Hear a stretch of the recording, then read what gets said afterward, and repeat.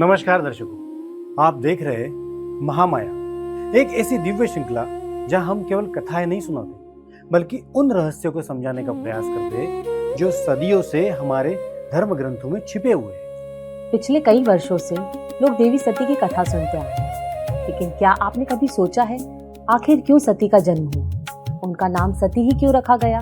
उनका विवाह भगवान शिव से ही क्यों हुआ? और सबसे बड़ा प्रश्न, उनके देह के 52 टुकड़े ही क्यों हुए? क्या ये केवल घटनाएं थी या फिर इसके पीछे कोई ब्रह्मांडीय योजना छिपी हुई थी? आज इस श्रृंखला में हम देवी सती की संपूर्ण कथा को समझेंगे और उनके जन्म से पहले से लेकर उनके देह के शक्तिपीठों में स्थापित होने तक। तो आइए प्रारंभ करते हैं महामाया की दिव्य यात्रा। वह काल जब सृष्टि व्यवस्थित तो थी लेकिन संतुलित नहीं।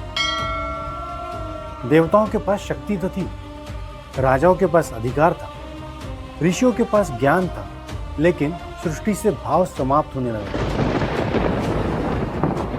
नियम थे पर करुणा नहीं, ज्ञान था पर विनम्रता नहीं। और इसी समय प्रजापति दक्ष का प्रभाव बढ़ता जा रहा था। दक्ष, जो स्वयं को व्यवस्था का सबसे बड़ा रक्षक मानते थे, उनके लिए शक्ति का अर्थ था प्रतिष्ठा, अनुशासन, राजसत्ता। लेकिन दूसरी ओर थे भगवान शिव, शमशान में रहने वाले, भस्म धारण करने वाले, संसार के मोह से दूर, पूर्ण विरक्त में स्थित। दक्ष को शिव कभी स्वीकार नहीं किया। उन्हें लगता था जो व्यक्ति सामाजिक नियमों का पालन नहीं करता वह देवताओं में श्रेष्ठ कैसे हो सकता है। लेकिन दक्ष नहीं जानते थे कि जिसे वे अव्यवस्था समझ रहे थे वो स्वयं ब्रह्मांड का परम सत्य था।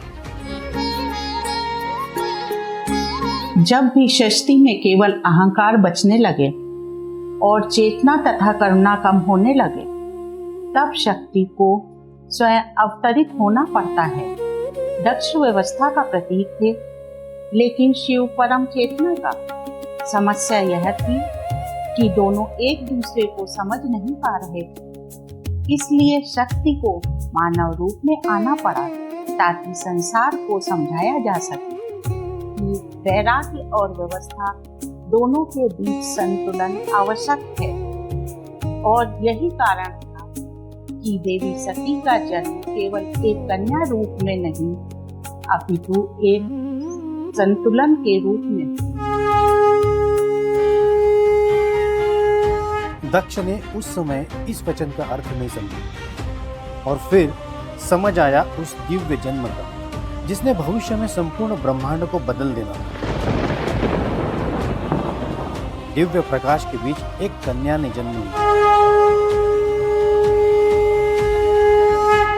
जिसका नाम रखा गया सती। सती ये केवल एक नाम नहीं था, ये भविष्य की घोषणा थी। संस्कृत में सत का अर्थ होता है सत्य, शुद्धता, सनातन चेतना। और सती अर्थात वह जो सत्य के लिए स्वयं को ही समर्पित कर दी। बचपन से ही सती अन्य राजकुमारियों जैसी नहीं थी। उनका मन राजमहलों में नहीं बल्कि ध्यान और शिव में लगता था। वे घंटों हिमालय की ओर देखा करती, मानो किसी अनदेखी शक्ति को पहचान रही हो। उन्हें शिव की कथाएं सुनना अत्यंत प्रिय था।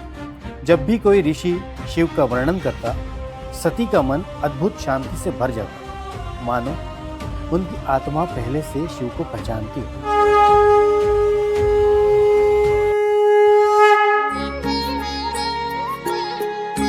सती का विवाह शिव से ही क्यों होना था? शिव और शक्ति को अलग अलग समझना ही हमारी सबसे बड़ी भूल है। शिव बिना शक्ति के शून्य है और शक्ति बिना शिव के दिशाहीन। शिव चेतना है, शक्ति ऊर्जा है। जब चेतना और ऊर्जा का मिलन होता है तभी सृष्टि चलती है। इसीलिए सती का आकर्षण शिव की ओर केवल प्रेम नहीं था, वह आत्मा का अपने मूल से जुड़ना था। दक्ष को शिव का रूप अस्वीकार्य था, क्योंकि वे बाहरी स्वरूप देख रहे थे, लेकिन सती ने उस चेतना को पहचान लिया था जो संपूर्ण सृष्टि के मूल में स्थित थी। जब सती ने अपने पिता से शिव से विवाह की इच्छा प्रकट की तो दक्ष क्रोधित हो उठे। उनके लिए शिव एक अयोग्य योगी थे, लेकिन सती का निर्णय अटल था। उन्होंने कठोर तपस्या आरंभ कर दी। वर्ष बीतने लगे, ऋतुएं बदलती रही, कभी प्रचंड गर्मी, कभी वर्षा, कभी हिमपात, लेकिन सती का ध्यान नहीं टूटा। उनकी तपस्या इतनी प्रबल थी कि देवता भी आश्चर्यचकित हो उठे। अंततः भगवान शिव प्रकट हुए और फिर वह दिव्य विवाह हुआ, जो केवल एक विवाह नहीं बल्कि सृष्टि के दो मूल तत्वों का मिलन था। समय बीतता गया, लेकिन दक्ष के मन का अहंकार समाप्त नहीं हुआ। उन्हें यह स्वीकार ही नहीं था कि उनकी पुत्री ने उस योगी को अपना पति चुना जिसे वे अपमान समझते थे। एक दिन दक्ष ने एक विशाल यज्ञ आयोजित किया। सभी देवताओं को आमंत्रण भेजा गया, लेकिन विचार पूर्वक शिव और सती को आमंत्रित नहीं किया गया। जब सती को यह ज्ञात हुआ तो उनका हृदय व्याकुल हो उठा। उन्होंने शिव से वहां जाने की अनुमति मांगी, लेकिन शिव ने उसे समझाया। लेकिन सती को विश्वास था कि एक पिता अपनी पुत्री का अपमान नहीं करेंगे। उनका यही विश्वास उनके जीवन का सबसे बड़ा दुख बन गया। जब सती यज्ञ स्थल पर पहुंची तो वहां उनका स्वागत नहीं हुआ। दक्ष ने सबके सामने भगवान शिव का अपमान किया। पूरी सभा मौन थी और उसी क्षण सती समझ गई कि वह यहाँ केवल शिव का नहीं बल्कि स्वयं शक्ति का अपमान है। जो देह मुझे आपसे प्राप्त हुआ वही देह मेरे अपमान का कारण बना, अतः मैं इस देह का त्याग करती हूँ। और फिर सती ध्यान में बैठ गई। ऊर्जा तीव्र होने लगी। यज्ञ अग्नि प्रज्वलित हो उठी और देखते ही देखते सती ने योगाग्नि द्वारा अपने शरीर का त्याग कर दिया। पूरा ब्रह्मांड कांप उठा। देवता भयभीत हो गए, क्योंकि शक्ति अब शरीर से मुक्त हो चुकी थी। जब भगवान शिव को सती के शरीर का त्याग समाचार मिला तो संपूर्ण सृष्टि भय से कांप उठी। महादेव का क्रोध अब विनाश का रूप ले चुका था। उन्होंने अपनी जटाओं से वीरभद्र को उत्पन्न किया। नीलकृष्णं महाकायं घण्टानादविभूषितं त्रिनेत्रं सूर्यचन्द्रादनं धारिणं शूलधारिणम् अर्धचन्द्रकृतोत्तंसं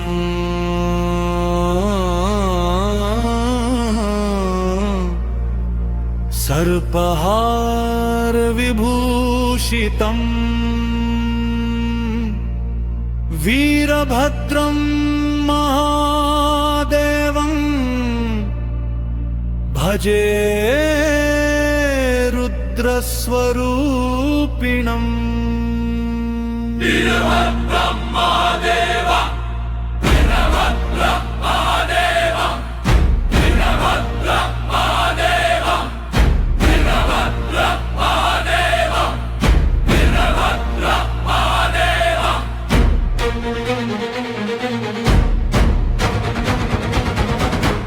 नमो बोले धीमे से हृदय में ज्वाला जगे, शंख फटे आकाश में अब वीरभद्र आए। वीरभद्रम महादेवम वीरभद्रम महादेवम हर हर महादेव। सूर उठा अंधेरा दूल्हा तेरा रुक दो, वीरभद्रन महादेव हर हर महादेव। वीरभद्र ने यज्ञ को नष्ट कर दिया। दक्ष का अभिमान टूट चुका था। लेकिन शिव का दुख समाप्त नहीं हुआ। उन्होंने सती के शरीर को उठाया और संपूर्ण ब्रह्मांड में तांडव करने लगे। सृष्टि असंतुलित होने लगी। तब भगवान विष्णु ने सुदर्शन चक्र चलाया। सती के अंग पृथ्वी के विभिन्न स्थानों पर गिरने लगे और वही स्थान आगे चलकर शक्तिपीठ कहलाए।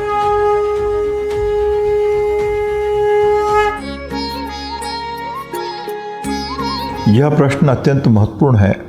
विभिन्न ग्रंथों में शक्तिपीठों की संख्या अलग अलग बताई जाती है, लेकिन 52 का एक अत्यंत गहरा आध्यात्मिक अर्थ माना जाता है। संस्कृत ध्वनियों और मातृका शक्तियों का संबंध 52 ऊर्जा रूपों से जोड़ा जाता है। अर्थात सती का शरीर केवल शरीर नहीं है, वह संपूर्ण शब्द शक्ति का प्रतीक भी था। जब भगवान विष्णु ने सुदर्शन चक्र से उनके शरीर को विभाजित किया तो वास्तव में शक्ति संपूर्ण पृथ्वी पर स्थापित हो रही थी। जहाँ जहाँ उनके अंग प्रत्यंग गिरे, वहाँ वहाँ चेतना के केंद्र जागृत हो गए। उदाहरण के लिए देखें उज्जैन। उज्जैन केवल एक नगर नहीं है, यह प्राचीन काल से काल, तंत्र और ऊर्जा का केंद्र माना जाता है। यदि यहाँ सती का कोहनी भाग गिरा तो उसका प्रतीकात्मक अर्थ क्रिया शक्ति से जोड़ा जा सकता है, क्योंकि कोहनी शरीर की गति और दिशा का आधार होती है। अर्थात शक्ति स्वयं उन स्थानों को चुन रही थी जहाँ भविष्य में आध्यात्मिक ऊर्जा केंद्र स्थापित होने थे। नहीं, शक्ति कभी समाप्त नहीं है, वह केवल रूप बदलती है। सती ने शरीर त्याग अवश्य किया, लेकिन उन्होंने पुनर्जन्म लेने का संकल्प भी लिया और भविष्य में वही शक्ति पर्वतराज हिमालय के यहाँ जन्म लेकर पार्वती बनी। क्योंकि शिव और शक्ति का मिलन सनातन है, उसे मृत्यु भी समाप्त नहीं कर सकती। देवी सती की यह कथा हमें केवल भक्ति ही नहीं सिखाती, बल्कि यह भी सिखाती है कि सम्मान, सत्य और चेतना जीवन के सबसे बड़े आधार हैं। और शायद यही कारण है कि आज भी शक्तिपीठ केवल मंदिर नहीं माने जाते, बल्कि जीवित ऊर्जा केंद्र माने जाते हैं। यदि आपको ये दिव्य श्रृंखला पसंद आ रही हो तो इस श्रृंखला को अपने परिवार और मित्रों के साथ अवश्य साझा करें। और अगले अध्याय में हम लेकर आएंगे 52 शक्तिपीठों का रहस्य। आखिर क्यों देवी सती के अंग पृथ्वी के अलग अलग स्थानों पर गिरे, कौन सा शक्तिपीठ किस ऊर्जा का प्रतीक है, और क्यों कुछ स्थानों को आज भी दिव्य शक्ति का केंद्र माना जाता है। क्या है केवल आस्था है, या फिर इन स्थानों के पीछे छिपा है कोई प्राचीन आध्यात्मिक विज्ञान? जानने के लिए जुड़े रहिए आदि शक्ति का प्राकट्य महामाया के साथ। जब दुनिया लिखी नहीं गई थी, तब भारत जिया जाता था। साम्राज्यों की गाथाएं, ज्ञान की परंपरा, इतिहास की गहराइयों में उतरिए। संस्कृति को महसूस कीजिए और पौराणिक कथाओं का अनुभव कीजिए। ये सिर्फ किताबें नहीं, समय की यात्रा है। जानिए हम कौन थे, ताकि समझ सकें हम कौन हैं। भारतीय ज्ञान परंपरा से साक्षात्कार, गंभीर शोधपूर्ण किताबों का संसार।